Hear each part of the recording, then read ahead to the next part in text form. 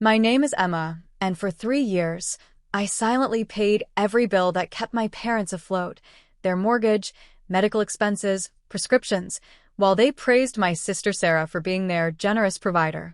$60,000 drained from my account, leaving me in thrift store clothes and a decade-old car, as they planned to leave their entire inheritance to the daughter who hadn't spent a dime on them. But the night they announced at dinner that I wouldn't see a penny in their will, something inside me finally snapped. If you've ever felt invisible in your own family, you'll understand why I stood up from that table, looked my father in the eye, and said the words that would shatter their golden illusion forever. Then ask her to pay for your care. What happened next exposed a web of lies so deep, even I wasn't prepared for the truth. If you are watching this video right now, I would love to know where you are from. Drop it in the comments section below. Hit that like button and subscribe to hear more stories about family relationships that take unexpected turns. The memory hits me every time I drive to my parents' house. That dinner when I was 12, sitting at our scratched oak table while my father's voice boomed across the room. "Why can't you be more like your sister?" The words had carved themselves into my bones, a permanent ache that flared up whenever I saw their driveway. Sarah had just won another science fair.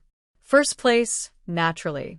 The trophy gleamed on the mantel next to her debate championship medal, her honor roll certificates, her perfect attendance awards.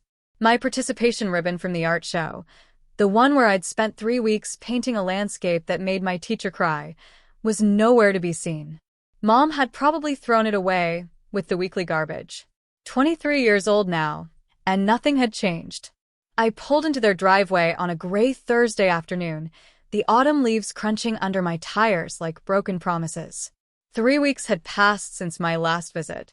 3 weeks of unanswered texts from me, asking how Dad's blood pressure was, if Mom's arthritis medication was working. They'd responded once, a photo of Sarah at some corporate gala, champagne flute raised, designer dress catching the light. "Your sister just got promoted to senior vice president," the caption read. No response to my questions about their health. The front door was unlocked, as always. The smell of pot roast drifted from the kitchen, Sarah's favorite, though she hadn't been home for Sunday dinner in 4 months. I knew because I'd been here every other week, bringing groceries, fixing the leaky faucet, replacing the batteries in Dad's glucose monitor. "Oh, you're here," Mom said without looking up from her magazine. "House beautiful." Sarah had gotten her a subscription last Christmas. I'd gotten her a cashmere scarf she'd never worn. "Hi, Mom. How's your hip?" "Fine."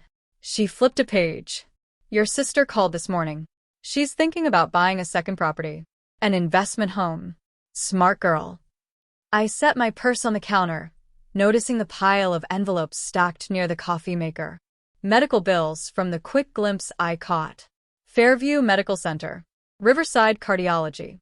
The amounts visible through the windows made my stomach clench. $3, $847, $2,156 for $1,500.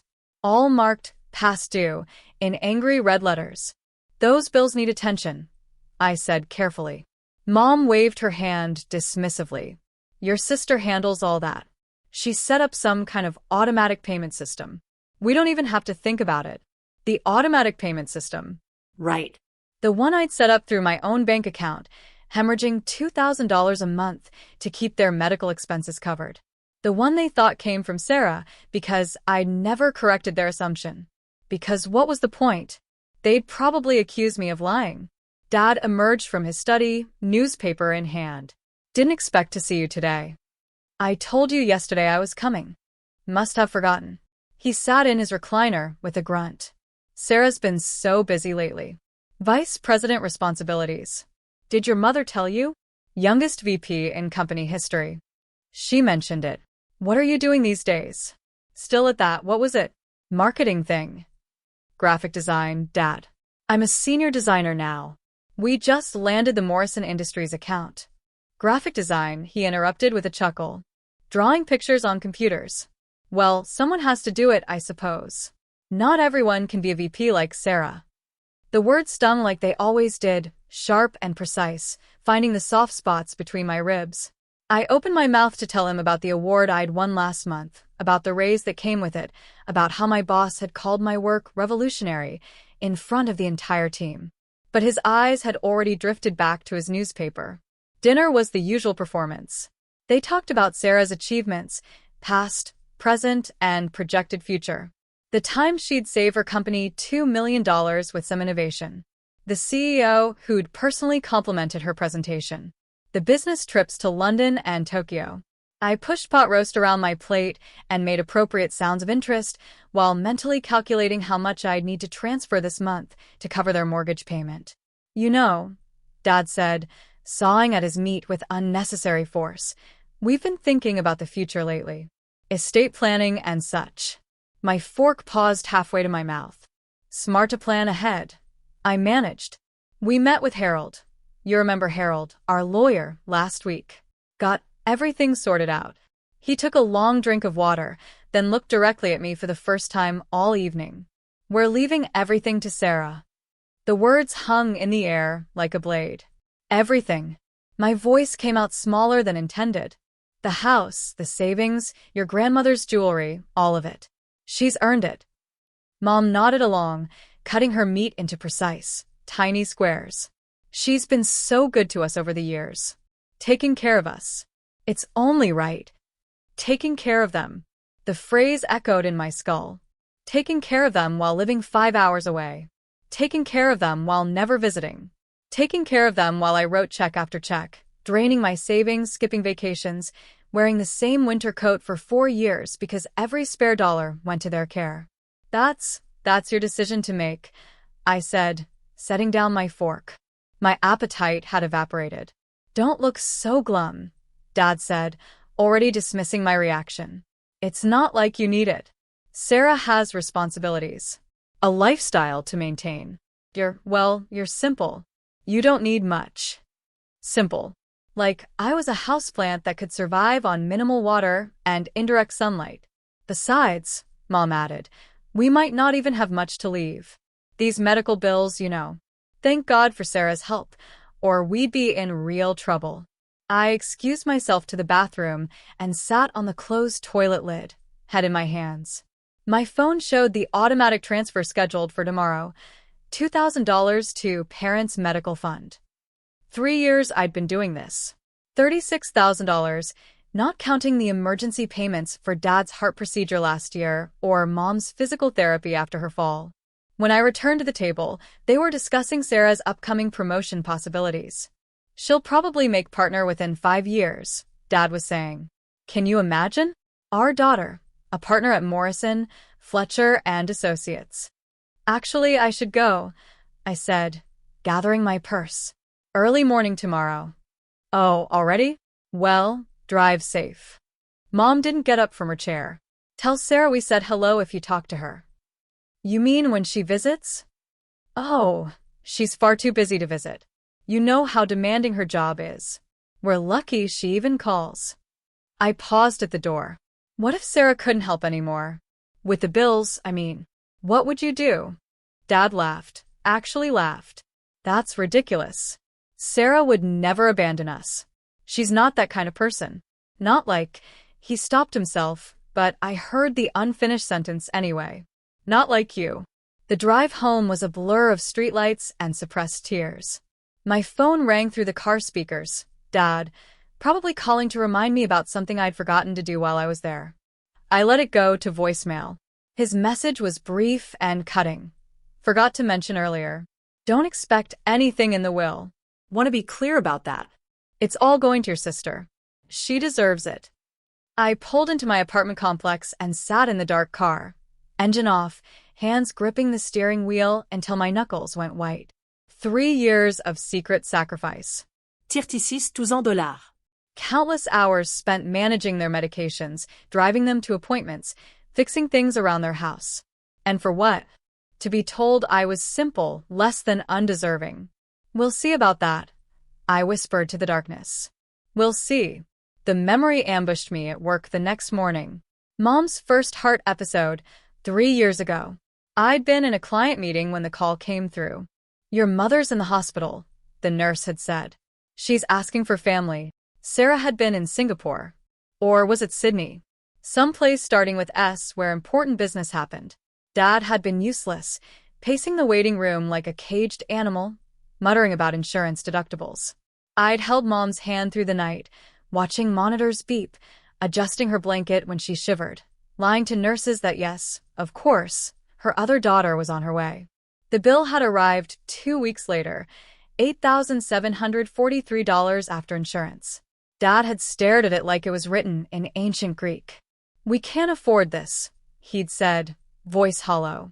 "The mortgage, the car payments, my medications. I'll figure it out," I told him, already knowing what that meant. My vacation fund, gone. The down payment I'd been saving for a condo, redirected. The next morning, I'd set up the automatic transfers, hiding them under innocuous labels in my bank statements. Utilities. Subscription services. Monthly supplies. Anything to avoid questions from friends who might glimpse my phone screen. Earth to Emma.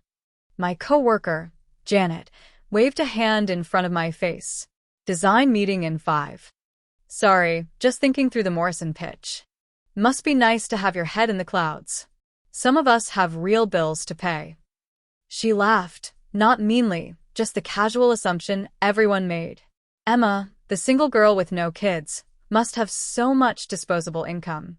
Emma, always wearing the same blazer, driving the same 10-year-old Honda, must be saving for something big. If only they knew that my something big was keeping my parents afloat while they praised the daughter who hadn't seen them since Easter. The meeting dragged. I presented 3 concepts for Morrison Industries' rebrand, my mind calculating. Dad's blood pressure medication, $340 per month. Mom's arthritis treatment, $280 per month. Their mortgage payment, $1,400 per month. My salary covered it, barely if I was careful. No coffee shops. No Netflix. No anything that wasn't absolutely essential. That evening, I sat at my kitchen table with my laptop, transferring another $2,000. The remaining balance in my checking account made me nauseous.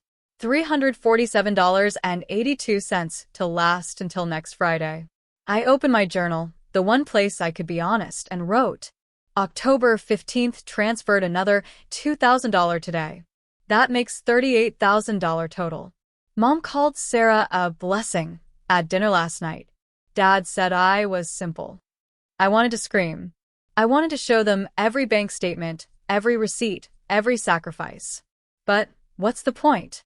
They'd probably say I doctored them, or that I'm lying for attention, or that Sarah must have reimbursed me somehow. There's no winning when you're the daughter who doesn't shine. My phone buzzed. Sarah. Hey, sis. Parents said you stopped by yesterday. Thanks for checking on them. Someone has to. I typed, then deleted. Instead. How's Singapore? Singapore was months ago. I'm in Dallas now. Big presentation tomorrow. Anyway, Mom mentioned they're having some money troubles? Medical bills or something. My fingers hovered over the keyboard. This was my chance. Tell her. Make her confront the truth. I'm handling it, I wrote. You? How? I've been covering their bills. All of them.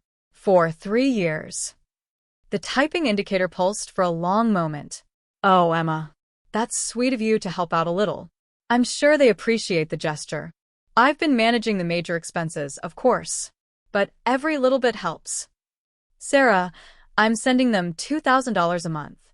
I paid for Dad's heart procedure, Mom's physical therapy, their mortgage when they fell behind last winter. Another long pause. Look, if it makes you feel important to think you're supporting them, fine. But we both know who really takes care of them. They tell me everything. How I'm the one they rely on, the one they trust. If you're sending money, that's nice, but don't exaggerate your role. I have receipts, bank statements. I can prove. Emma, I don't have time for this. Some of us have real careers, real responsibilities. If you want to play house with Mom and Dad's finances, go ahead. But don't pretend you're some kind of hero. They know who really matters to them. She went offline before I could respond. 2 days later, another family dinner. This time, Sarah had sent a gift, a smart TV they didn't know how to use. Isn't she thoughtful? Mom gushed, running her hand over the box. She knows how much your father loves his shows. And she insisted on the best model. Must have cost a fortune. I happen to know it cost $400 on sale. I knew because I'd seen the credit card statement Sarah had accidentally forwarded to me, showing the charge alongside a $3,000 purchase at Nordstrom and a $500 dinner at some steakhouse. Meanwhile, the medical bills I'd paid that same week totaled $1,847. Sarah takes such good care of us, Dad said, attempting to decipher the installation instructions. We're so fortunate to have a daughter who's successful enough to help out. About that, I said, my voice steadier than expected. I've been helping too, with the bills. They both looked at me with identical expressions of confused amusement. Dad set down the instructions. Emma, you can barely afford your apartment. We've seen your car, your clothes. No offense, sweetheart, but you're not exactly in a position to help anyone financially.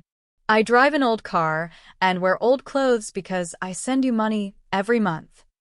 Mom laughed. Actually laughed. Oh, honey, this is embarrassing. Are you really trying to compete with your sister? It's not a competition. Sarah helps us because she can. You do what you can. And that's fine. Not everyone can be successful. I have proof. Bank statements showing. Don't. Dad's voice turned sharp. Don't embarrass yourself further. We know who pays our bills. Sarah set up the whole system. She handles everything through her accountant. Very sophisticated. You probably wouldn't understand it. I wanted to scream. To throw my phone at them, showing the transfers, the receipts, the evidence. But their faces, so certain, so dismissive, told me it wouldn't matter. In their story, Sarah was the hero. I was the afterthought. No amount of evidence would rewrite that narrative. That night, unable to sleep, I called the clinic where Mom received treatment. Fairview Medical Center, billing department. Hi, I'm calling about the account for Margaret Thompson. I've been making payments, and I wanted to confirm they're being properly credited. Let me check. Are you the guarantor on the account? I'm her daughter. I've been paying. I show Emma Thompson as the payment source for the past 36 months. Regular payments, always on time. In fact, there's a note here from our financial counselor thanking you for your consistency. Many family members promise to help but don't follow through. You've been remarkably reliable. Could you send me a written statement saying that? For my records? Of course. Email? I gave it to her, my hands shaking. Finally, validation. Proof that I wasn't imagining my sacrifice. The statement arrived within an hour. Clear, official, undeniable. Emma Thompson, payment source for Margaret Thompson's medical expenses. 36 consecutive months. Total paid, $42,364. I stared at the number. $42,000. More than a year's worth of car payments. A down payment on a house. A chance at a different life. A week later, at yet another dinner, the bomb dropped. We finalized our will today, Dad announced over dessert, a cake I'd brought that they assumed Sarah had sent. Oh, I managed through a mouthful of chocolate. Everything goes to Sarah. The house, the savings, your grandmother's jewelry, the car, all of it. He said it so casually like he was discussing the weather. She's earned it. Years of taking care of us. It's only fair. What about? I started then stopped. What was the point? You'll be fine, Mom added, patting my hand condescendingly. You're used to not having much. Sarah has a lifestyle to maintain. Responsibilities. You're simple. Like your father said. Simple needs, simple life. Simple. There was that word again. If only you were more like your sister, Mom continued, not noticing how white my knuckles had gone around my fork. She's just so generous. So successful. We're blessed to have at least one daughter we can be proud of. At least one. The words echoed as I drove home. At least one daughter worth being proud of. At least one daughter worth remembering in the will. At least one daughter worth loving. I pulled into my parking spot and sat in the dark, my phone illuminating with another notification from my bank. Automatic transfer scheduled. $2,000 to monthly supplies. I canceled it. Then I sat back and waited for the inevitable explosion. 3 weeks. That's how long it took for them to notice. I'd spent those 3 weeks in a strange state of suspension, going through the motions at work while waiting for my phone to ring. Every day, I checked my bank account, seeing the $2,000 that hadn't been transferred, the number growing with each paycheck. For the first time in 3 years, I bought myself a new pair of shoes. Nothing fancy, just comfortable flats that didn't have worn-through soles. The guilt lasted about an hour before transforming into something else: defiance. The call came on a Tuesday evening while I was heating up ramen, the good kind, not the 30-cent packets I'd been living on. "Emma?" Mom's voice was pitched higher than usual. "We have a situation." "What's wrong?" "The mortgage company called. They say we're behind." "But that's impossible. Sarah handles all that." "Have you asked Sarah?" "She's in meetings all day. Important client presentation. You know how busy she is." Of course she was. "I'm sure it's just a misunderstanding," I said, stirring my noodles. Could you look into it? You're good with computers." The irony was so thick I could have spread it on toast. "I'll see what I can do." What I did was nothing. I finished my dinner, watched a movie on my laptop, and went to bed at a reasonable hour for once. My phone rang 6 more times. I let it go to voicemail. The next family dinner was scheduled for Sunday. I'd spent Saturday rehearsing in my mirror, practicing different ways to say what needed to be said. Calm and logical, emotional and hurt, cold and factual. None of them felt right, but I went anyway, armed with a folder of bank statements I'd printed at work. The atmosphere was different when I arrived. Tense.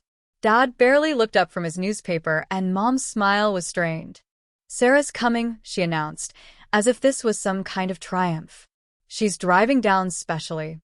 "How nice," I said, settling into my usual chair.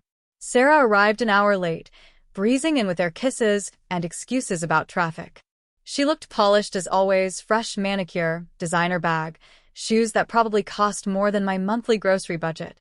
The golden child in all her glory. "So," she said, settling into her chair, "the good one.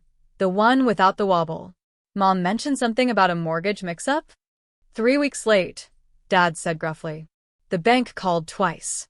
"Must be their error," Sarah said, examining her nails. "I'll have my assistant look into it tomorrow." "Your assistant handles our mortgage?"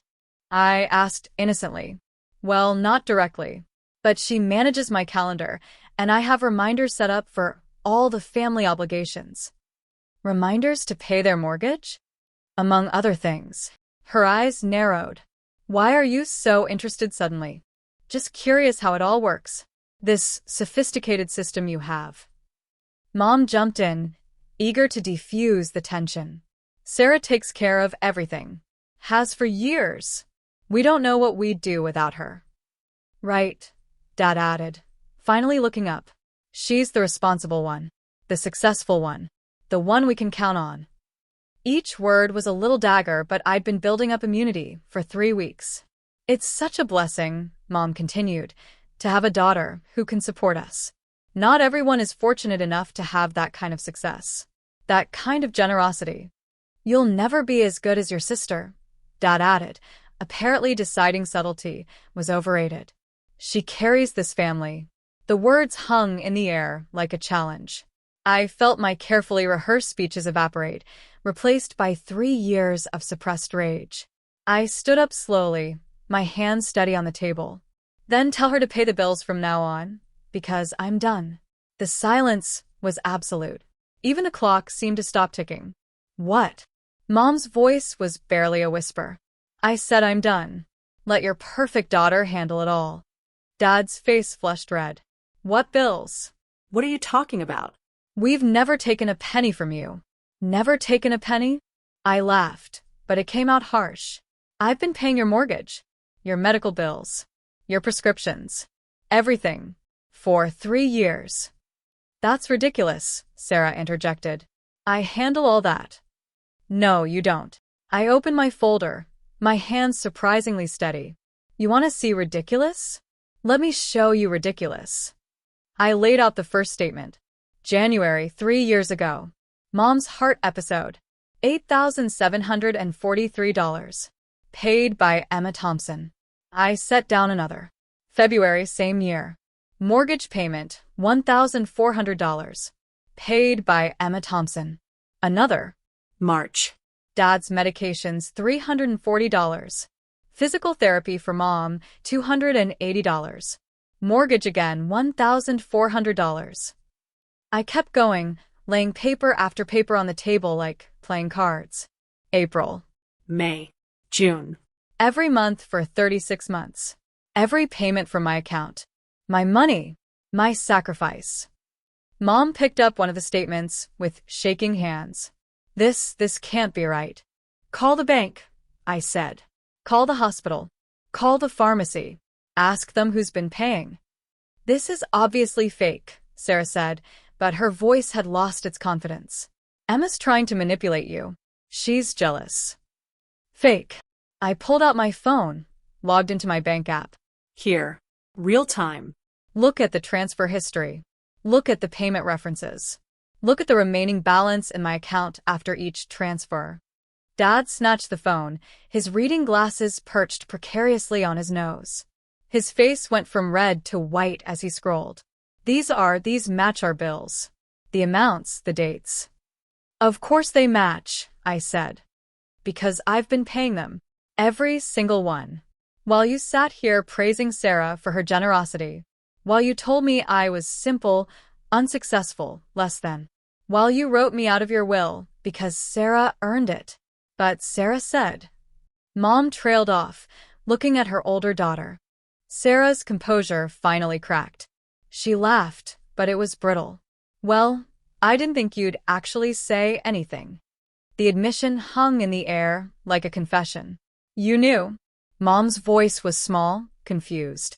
You knew Emma was paying? She wanted to help, Sarah shrugged. I didn't see the harm in letting her. You were so happy thinking I was taking care of everything. Why ruin that? Why ruin that? I repeated, incredulous. Because it was a lie. Because I was killing myself to keep them afloat while you took all the credit. You chose to pay, Sarah shot back. No one forced you. You're right. No one forced me. I did it because I loved them, even when they made it clear they didn't love me back. Not the way they loved you. Emma? Mom started, but I held up my hand. No. You don't get to Emma me now. For 3 years, I've listened to you praise Sarah's generosity while living on ramen and wearing shoes with holes in them. I've skipped vacations, lost friends, given up dating because I couldn't afford to go anywhere. I've been your safety net while being told I was worthless. Dad hadn't moved, still staring at my phone screen. $42,000, he whispered. You paid $42,000? More, actually. That's just the medical bills. Add in the mortgage payments, the prescriptions, the emergency expenses, it's closer to $60,000. But you drive that old car, Mom said weakly. Your apartment is so small. Your clothes. Because every extra penny went to you. The words exploded out of me. Did you think I enjoyed looking poor? Did you think I liked being seen as the failure? I did it because you needed help, and I stupidly thought that maybe, eventually, you'd see me. Really see me. But you never did. Sarah stood up, grabbing her purse. This is ridiculous. I don't have to listen to this. Sit down. Dad's voice was sharp. We're not done. I am, Sarah said, but she hesitated. The mortgage is 3 weeks late, he said slowly. If you've been handling it, why is it late? I've been busy. It slipped my mind. It slipped your mind? Mom's voice rose. Our home slipped your mind? I'll pay it tomorrow, Sarah said dismissively. With what money? I asked. The $3,000 you spent at Nordstrom last week? The $500 dinner at Morton's? Or maybe the $1,200 spa weekend you posted about on Instagram? How do you? You sent me your credit card statement by mistake. Remember? Thought it was funny that I'd see how successful you are. The silence stretched again, but this time it was different. This time, my parents were looking at Sarah, really looking at her, and seeing something they'd never seen before. "Pay it now," Dad said quietly. "If you have the money, pay it now. We'll call the bank together." Sarah's face cycled through several expressions before settling on indignant. "I don't have to prove anything to you. You do if you want us to believe you've been supporting us," Mom said, and there was something new in her voice. Doubt. "Fine." Sarah pulled out her phone, made a show of opening her banking app. Then her face fell. I need to transfer some funds first. From my investment account." "Do it," Dad said. "It takes 3 to 5 business days." "Sarah." Mom's voice was sharp now. "Have you ever paid any of our bills?" The question hung in the air like an accusation. Sarah looked from one parent to the other, then at me. For a moment, I saw something in her eyes, not remorse, exactly, but maybe recognition. That the game was over. The performance had ended. "I kept meaning to," she said finally. "But Emma was handling it, and you were so happy thinking it was me." I figured. What was the harm? The harm? I laughed bitterly. "The harm was letting me destroy my life while you took a bow. You chose to help our parents." "Yes, I chose that. You chose to lie." Mom stood up abruptly, her chair scraping against the floor. "Emma, we need to think about this. Process it." "Process away," I said, gathering my things. "But while you're processing, remember that your mortgage is late, Dad's medications need refilling next week, and Mom's next rheumatologist appointment is Thursday. Sarah can handle all that now. After all, she's the successful one, the generous one, the one you can count on." I headed for the door, my folder of statements still spread across their dinner table like evidence at a crime scene. "Emma, wait," Mom called after me. "You can't just leave." I turned back, meeting each of their eyes in turn. "I've been leaving for 3 years. You just never noticed because the checks kept clearing. From now on, let your perfect daughter take care of you. I'm done." Sarah found her voice. "You can't just abandon them." "Abandon them?" I laughed, but it was hollow. "Like you did? Except you did it while taking credit for my sacrifice. At least I'm being honest about walking away." "Please," Mom's voice cracked. "Let's talk about this." "We've been talking. You just haven't been listening. But don't worry, I'm sure Sarah will step up now. After all, she's inheriting everything. It's only fair she starts paying for it." I walked out, closing the door firmly behind me. My phone started ringing before I reached my car, Mom's ringtone, but I didn't answer. For the first time in 3 years, I didn't answer. As I drove away, I caught a glimpse of them in the window, Mom crying, Dad still at the table surrounded by my bank statements, and Sarah pacing with her phone pressed to her ear, probably calling her investment advisor or her assistant or anyone who might bail her out. The golden child's crown was slipping, and for once, I wasn't there to catch it when it fell. The silence was the hardest part. I'd expected the explosion to be immediate. Phone calls, texts, emails, maybe even Sarah showing up at my apartment. Instead, I got 3 days of absolute nothing. 3 days where I jumped every time my phone buzzed, only to find work emails or spam calls. 3 days where I second-guessed everything, wondering if I'd destroyed my family for nothing.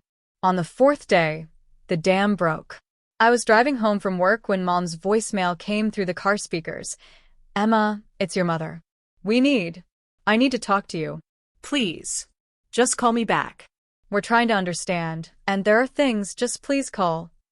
Her voice was smaller than I'd ever heard it, like she'd aged a decade in 4 days.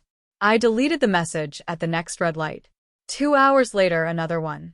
"Your father's not well. The stress, please, Emma. Whatever we did, whatever we said, we're still your parents." Delete. By evening, the messages had shifted from Mom's tearful pleas to Dad's gruff demands. "This is ridiculous, Emma. You've made your point. Now stop being childish and come fix this mess you created." The mess I created. Of course. Sarah showed up on day 5, Saturday morning, pounding on my apartment door at 7 a.m. "I know you're in there," she called through the wood. "Your car's outside." I opened the door, but didn't invite her in. She looked different. Designer clothes wrinkled, makeup smudged, her usually perfect hair pulled into a messy bun.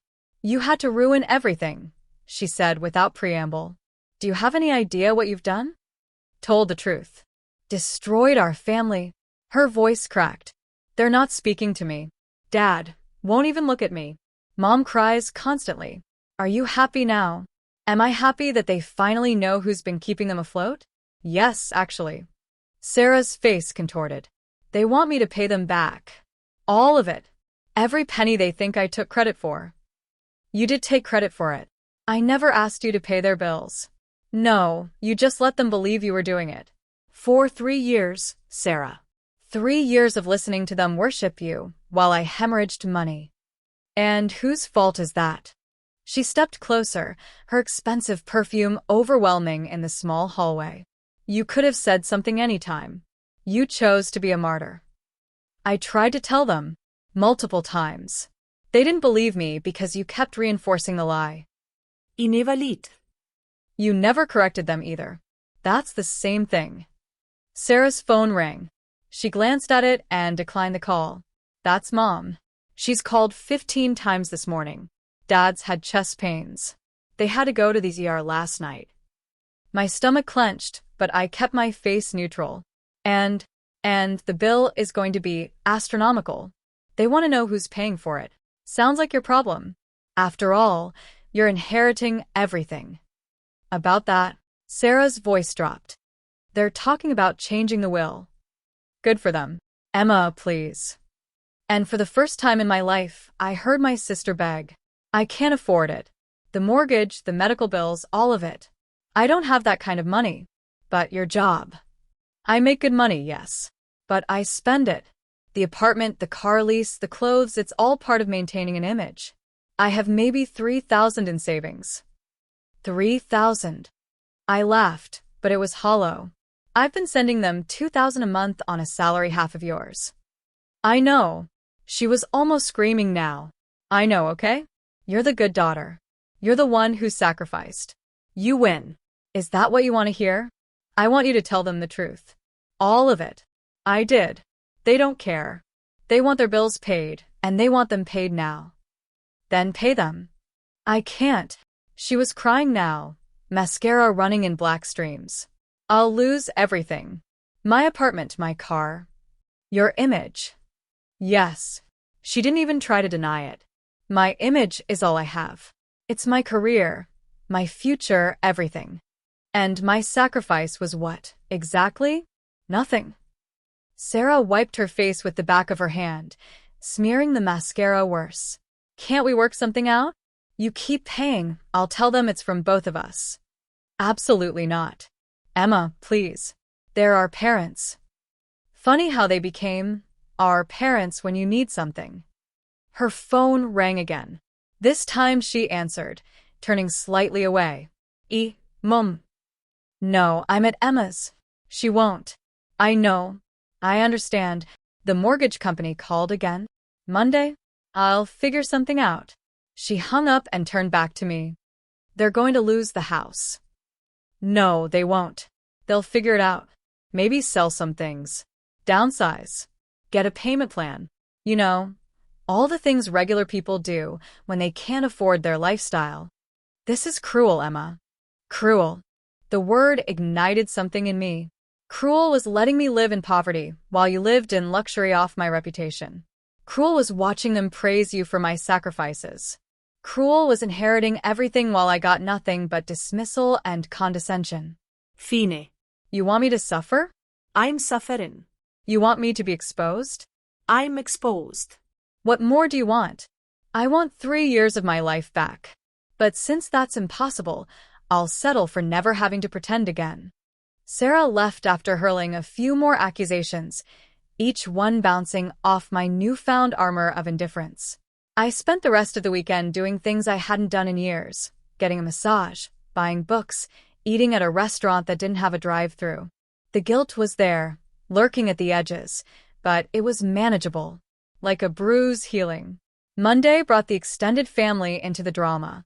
My phone lit up with messages from aunts, uncles, cousins, all with variations of the same theme.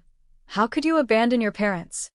Apparently, Sarah and my parents had spun a story where I'd been helping a little and was now throwing a tantrum over not being appreciated enough. The $60,000 became a few thousand. The 3 years became recently. The truth became negotiable. My cousin Marcus was the only one who reached out with something different. Hey, heard there's drama. Mom's version sounds like BS. You okay? I called him back. Not really, I admitted. But maybe that's good. I've been not okay for so long that feeling it honestly is almost a relief. Want to tell me what really happened? So I did. All of it. The payments, the statements, the confrontation. He listened without interrupting. Holy shit, he said when I finished. I knew Sarah was the favorite, but this is next level. You have proof of all this. Every receipt, every transfer, every payment. And they're still taking her side? They're taking the side of their narrative. I don't fit into it. Eminencia. He paused. Grandma would be rolling in her grave. She always said you were the responsible one. Remember? She used to call you her little banker because you saved every penny of birthday money. I'd forgotten that. Grandma had seen me at least. Look, Marcus continued, I believe you. And when the rest of the family hears the truth, the real truth, they will too. I don't care if they do. You should.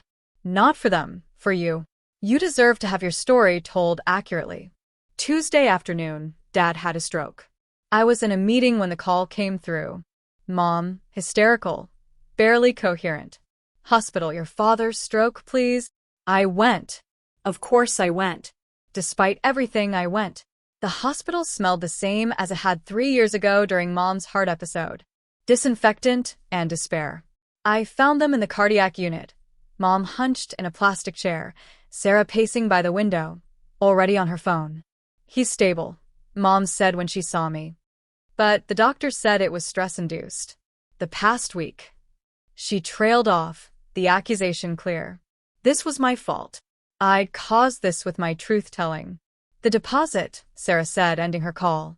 They need $15,000 for the deposit before they'll admit him for the extended care he needs. Insurance, I started. Doesn't cover all of it. And it needs to be paid now. They both looked at me, waiting, expecting. I don't have $15,000, I said quietly. I spent everything on you already. I can maybe do 5, Sarah said, her voice strained. If I max out my credit cards.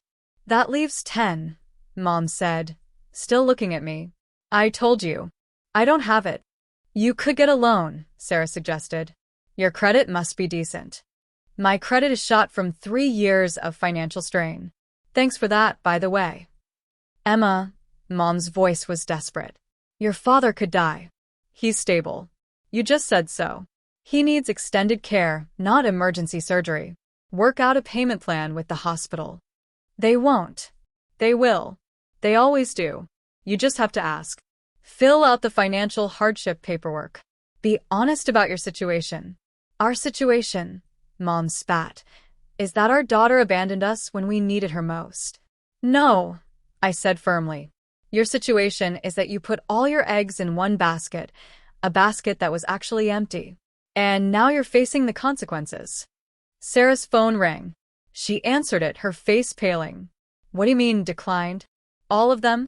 But I just paid the minimum last month. She hung up, sinking into a chair.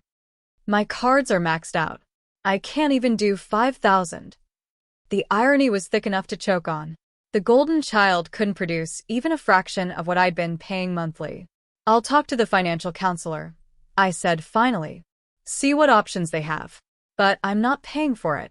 I spent 2 hours with the hospital's financial team, filling out forms, explaining the situation, negotiating. In the end, they agreed to a payment plan, $500 a month for 3 years. Manageable, even for Sarah. $500 a month, I told them when I returned. Sarah, that's less than your car payment. My car payment is $800, she muttered. Mom gasped. $800? A month? Emma's entire rent is only $1,200. It's a necessary expense, Sarah said defensively. For my image. Your image, Dad's voice was weak but clear. He was awake, watching us from the bed. Your image is what got us here. Dad. No. He struggled to sit up. I've been lying here thinking about what Emma said, about the money, about everything. You need to rest, Mom tried. I need to apologize. He looked at me, and for the first time in my life, I saw my father cry. Emma, we failed you. We failed you so completely. Dad. Let me finish. Please. He took a shaky breath. Your mother's been showing me the bills. The real ones. The ones you paid. $60,000. You gave us $60,000 while we told you you weren't good enough. It doesn't matter now, I said, but my voice was thick. It's all that matters. Sarah? He turned to her. The will. We're changing it. Everything splits equally. Dad, no. Sarah stood up. You can't. I can and I will. In fact, he looked at me. It should all go to Emma. To pay her back. I don't want your money, I said. I never did. I just wanted you to see me. We see you now, Mom whispered. Too late, but we see you. It's something, I admitted. But seeing me now doesn't erase 3 years of invisibility. A nurse came in to check Dad's vitals, giving us all a moment to breathe. Sarah used the interruption to leave, mumbling something about needing to make calls. We all knew she wasn't coming back. Sarah appeared at my apartment again 3 days later, but this time, she looked different. Defeated. The designer clothes were gone, replaced with jeans and a college sweatshirt I hadn't seen in years. Can I come in? She asked quietly. I stepped aside. She entered my small apartment, the one she'd mocked so many times, and sat on my second-hand couch. I need to tell you something, she said. About the will. About Mom and Dad. About everything. I'm listening. Remember when Grandma died? 5 years ago. Of course. She left me money. $50,000. I felt my jaw drop. What? She left you the same amount. But Mom and Dad, they convinced me to lie. To say Grandma only left money to me. They said you were too irresponsible, that you'd waste it. They stole $50,000 from me? We all did. The money went into their account, supposedly for safekeeping. They promised to give it to you when you were ready. But then Dad's business failed, and they needed money. They used my inheritance. They used both of ours. All of it. Every penny. And when it ran out, she looked at me with something like pity. That's when you started paying their bills. The room spun. I gripped the arm of my chair. You're telling me they stole my inheritance and then let me bankrupt myself supporting them? They justified it. Said you were paying them back for raising you. That it was your duty as the unmarried daughter without kids. And you just let them? I was promised everything in their will as compensation. The house is worth at least $300,000. Their savings, what's left of it, plus life insurance. I figured I'd make it right eventually. Give you your share when they died. You figured? I laughed, but it was hollow. You watched me destroy my life and figured you'd make it right eventually? I know how it sounds. It sounds like conspiracy, like theft, like fraud. Emma, please. I'm trying to make this right. Why now? Why tell me now? Sarah pulled out her phone, showing me an email. Because of this. It was from a lawyer. A cease and desist letter from the mortgage company, threatening foreclosure proceedings. But more importantly, this. She scrolled to another email. From our parents' lawyer. The subject line, Inheritance clarification. I read it, my blood going cold. The house, the $300,000 house, had been reverse mortgaged 2 years ago. There was no equity left. The savings were gone. The life insurance had been cashed out early to pay for Dad's heart procedure, the one I thought I'd paid for. They took my money for the procedure and kept the insurance payout? They took everything from everyone. And Emma? Sarah's voice dropped. There's more. They've been getting money from Marcus too. And Aunt Linda. And Uncle Robert.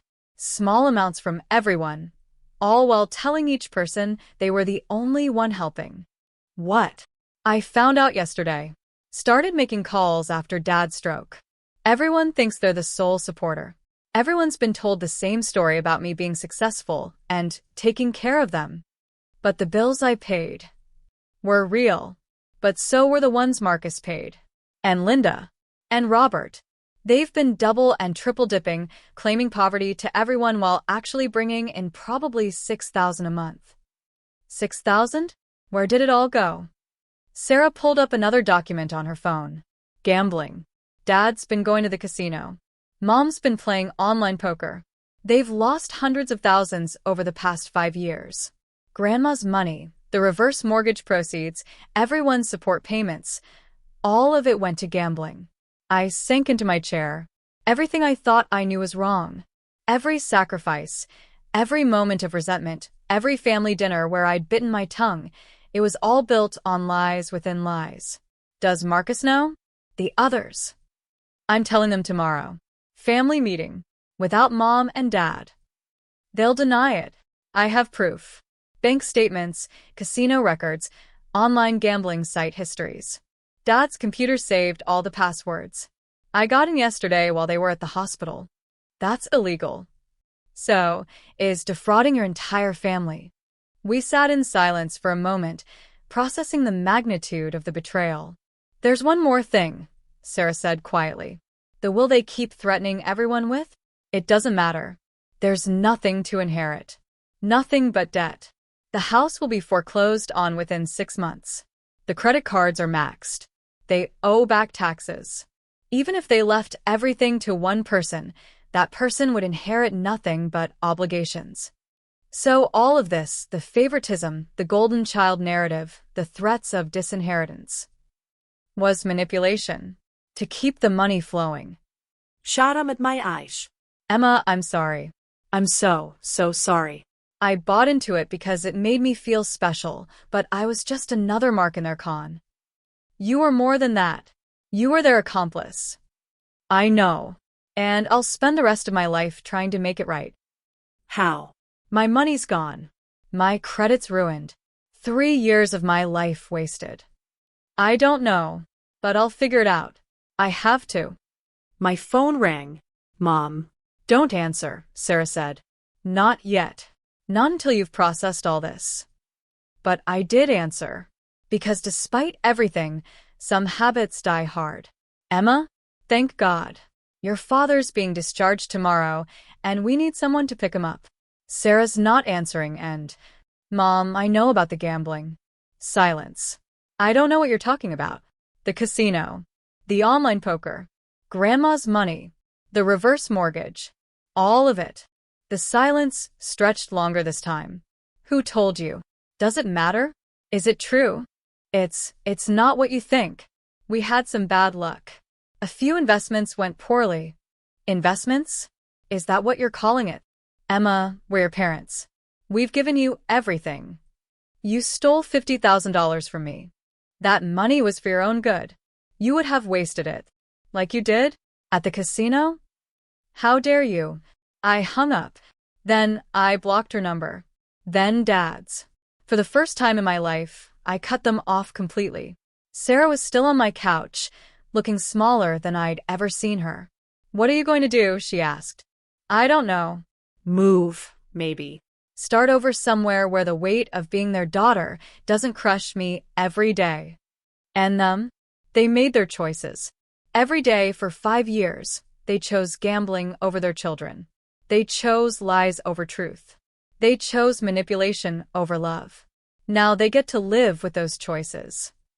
The family meeting is tomorrow at 2. Marcus's house. Will you come? Yes. Everyone deserves to know the truth. Sarah stood to leave, then paused at the door. Emma, that money I said I could put toward Dad's hospital deposit? I don't even have that. I'm broke. Completely broke. The clothes, the car, the apartment, it's all about to disappear. I'm moving back in with a college friend next week. Why are you telling me this?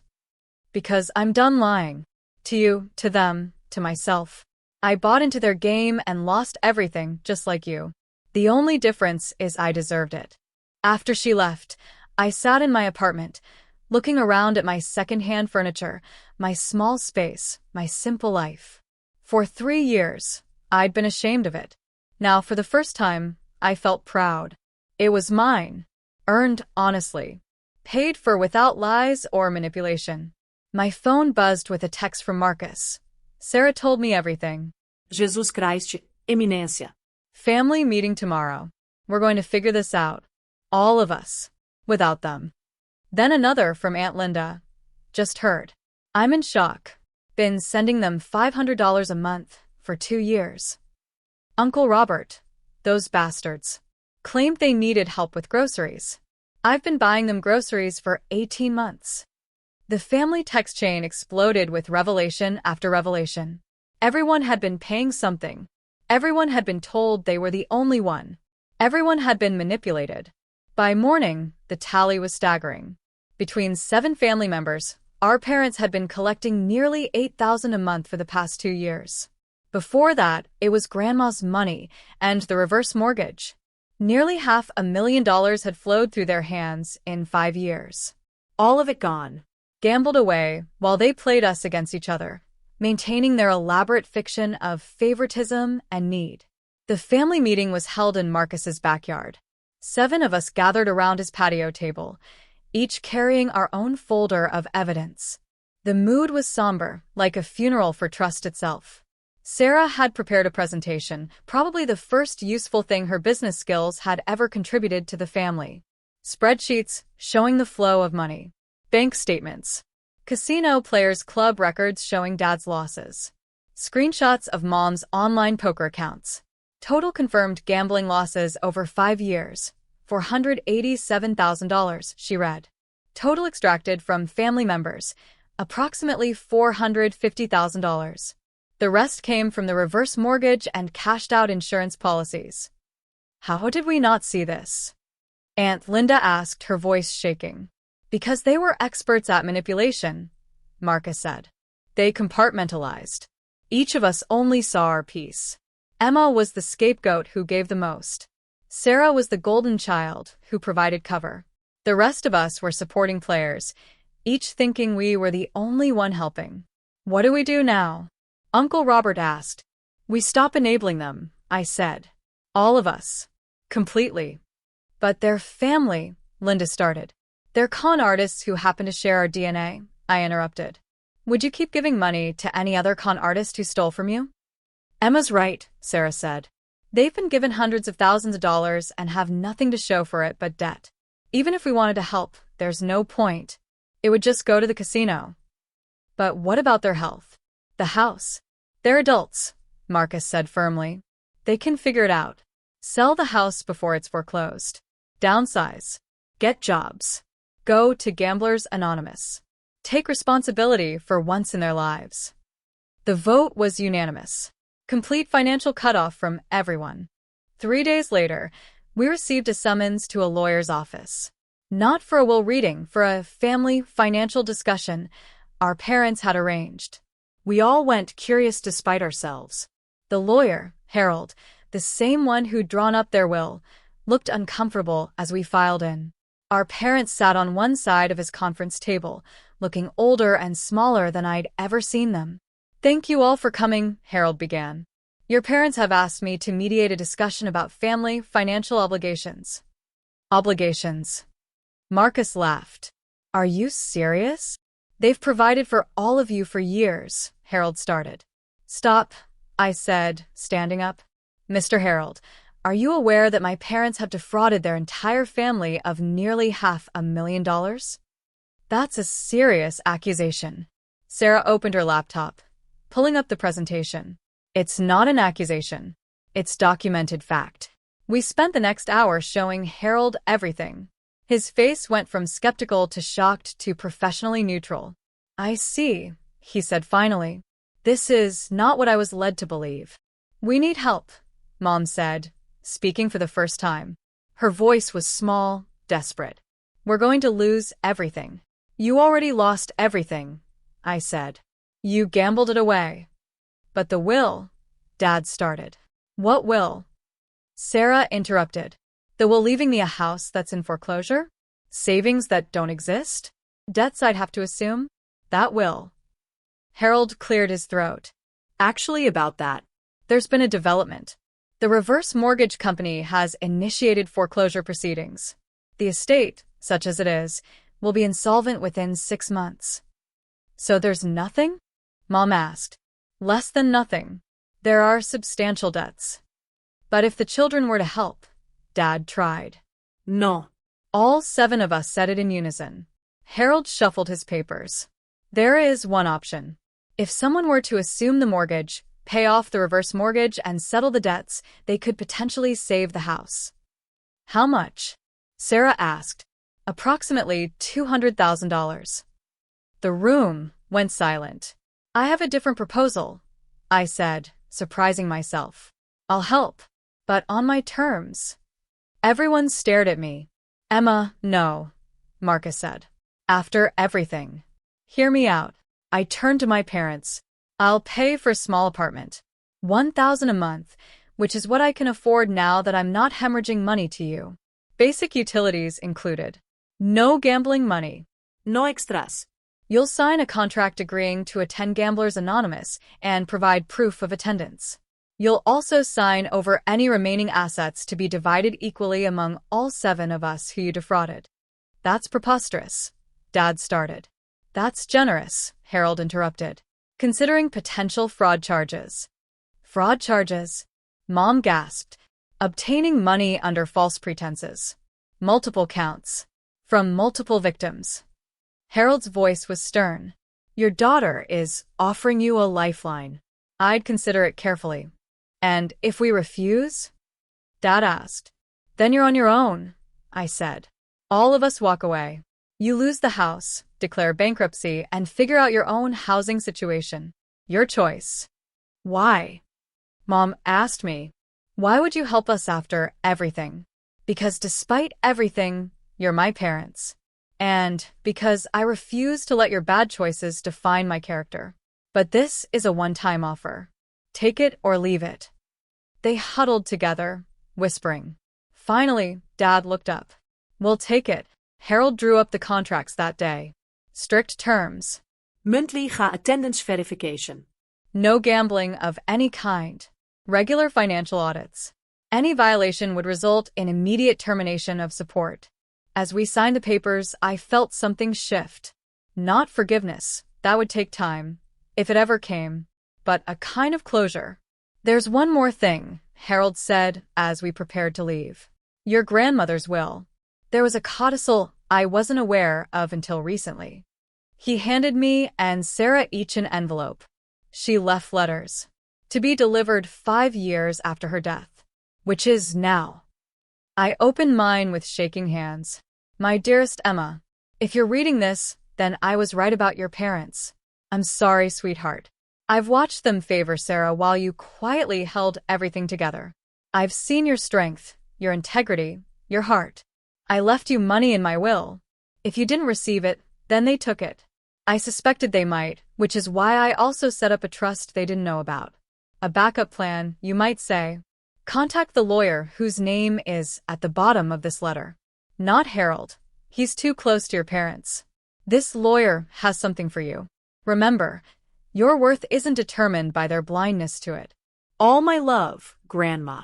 Sarah's letter was similar but shorter, warning her about becoming too caught up in our parents' games. The lawyer Grandma mentioned was across town. We went together, Sarah and I, united for once by curiosity and grief. The Thompson sisters, the lawyer Miss Chun said. I've been waiting for you. She pulled out a file. Your grandmother set up educational trusts for both of you. $50,000 each.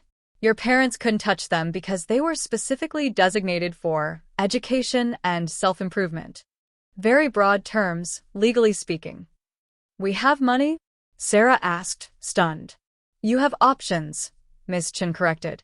The trust can be used for traditional education, vocational training, therapy, starting a business, anything that could be argued as self-improvement. Therapy definitely counts, I muttered. Your grandmother was a wise woman, Ms. Chin continued.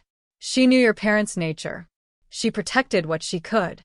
We left the office in silence, each processing this final gift from the one family member who'd truly seen us. "What will you do with yours?" Sarah asked. "Therapy first, then maybe art school. I always wanted to study painting seriously." "You are good," Sarah corrected herself. "That landscape you painted in high school, I was jealous. That's why I made fun of it." "I know. What do you mean, you know?" "I always knew you were jealous. Just like you knew Mom and Dad's love was conditional. We both knew the truth and pretended otherwise. So what now? Do we pretend to be sisters?" No. We be honest. We're strangers who share DNA and trauma. Maybe someday we'll be sisters. Maybe not. But at least we'll be real. Sarah nodded. "I can live with that."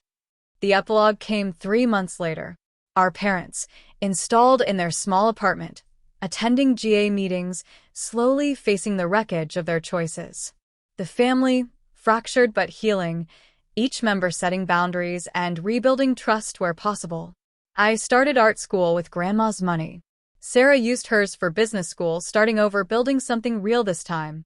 Marcus became our unofficial family coordinator, organizing holidays that our parents weren't invited to until they'd been clean for a year. The last time I saw my parents was at a coffee shop 6 months after everything imploded. They looked older but clearer, like fog had lifted from their eyes. "We're sorry," Mom said simply. Not expecting forgiveness. Just sorry. "We destroyed everything for nothing," Dad added. The gambling, it was never about the money. It was about feeling important, feeling like winners. Instead, we lost everything that mattered. "You did," I agreed.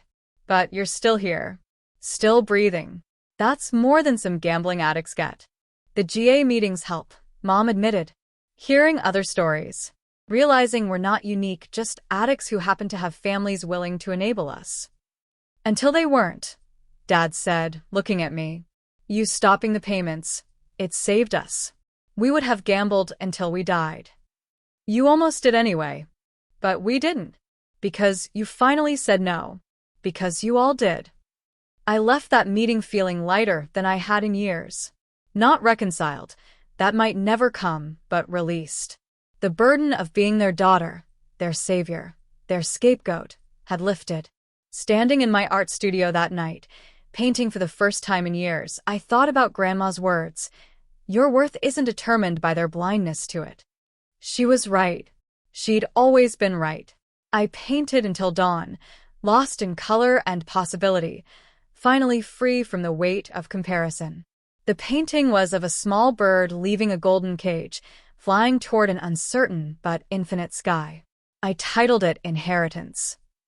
Because in the end, what I inherited wasn't money or property or even love. It was the knowledge that I could survive without any of those things. That my worth came from within, not from their validation or their will or their conditional affection. That was worth more than any amount of money. That was everything. Have you ever sacrificed your own happiness to earn love that should have been freely given, and was it worth it? If Emma's story resonated with you, hit that like button and subscribe for more powerful stories about family secrets, hidden sacrifices, and the moment when the truth finally comes to light.